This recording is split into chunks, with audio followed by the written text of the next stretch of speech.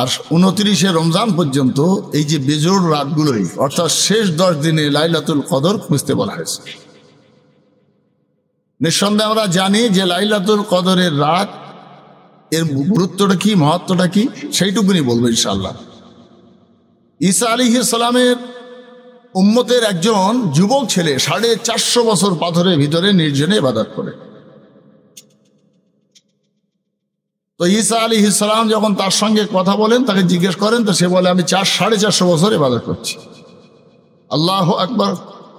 ঈসা আলাইহিস সালাম চমকে গেলেন, নেকির পাহাড় কামিয়েছে। আল্লাহ তাআলা বলছেন, ঈসা তুমি এ নিয়ে ভাবছো?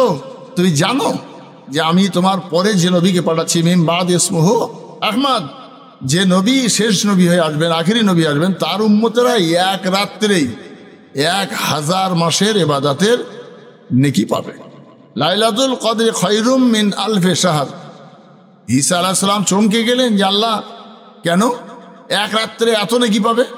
তো উম্মতে মুহাম্মাদিরা সেদিনে রসুলের কাছে আফসোস করে বলেছিলেন, ইয়া রসুল আল্লাহ, ইয়া হাবিব আল্লাহ, পূর্বের জামানার নবীর উম্মতেরা 800, 900, 950 বছর হায়াত পেয়েছে, তারা অনেক আল্লাহর ইবাদত বন্দেগী করেছে, আমরা তো 50, 60, 70 বছর পাবো।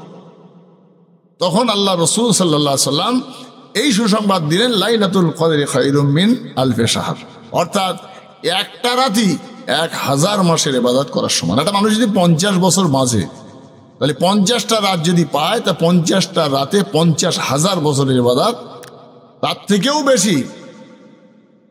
আর এই নেকি কামানোর সুযোগ একমাত্র আমাদের জন্য, অর্থাৎ উম্মতে মুহাম্মাদের। বিশ্বনবী সাল্লাল্লাহু আলাইহি সাল্লামের এই আশা, এই ভরসা যখন আমাদের দিলেন, উম্মতে মুহাম্মাদিরা খুশি, বয়স কম হলেও অল্প দিনে অনেক নেকি কামাই। তো 27 রাত নিয়ে যে তোড়জোড় আমরা করি, বিশেষ করে বাংলার জমিনে একটু বেশি, এর গুরুত্বটা হলেই যে যেদিনে লাইলাতুল কদর হয় সেদিনে আকাশ আর তার আলামত হিসাবে নরম থাকে, আকাশের একটা পানি বৃষ্টি, রহমতের বৃষ্টি হওয়ার সম্ভাবনা বা বৃষ্টি হয়। সেই দিনের রাত্রে যে একটা মূল্যবান রাত, সেটা যেন মানুষ অনুভব করতে পারে। সেই রাতটা বেশিরভাগ মুহাদ্দিস মুফাসসিরিনরা বলেছেন যে সেটা আমরা দেখেছি যে 27শে রমজান এটা অধিকাংশ সময় ঘটেছে। এখন প্রত্যেক বছরই 27শে রমজান যে লাইলাতুল কদর হবে এমন নয়, তবে অধিকাংশ বুজুর্গানের দিনরা বলেছেন যে আমি লাইলাতুল কদর 27শে পেয়েছি। অনেক বুজুর্গ বলেছেন আমি লাইলাতুল কদর 27শে রাত্রে পেয়েছি।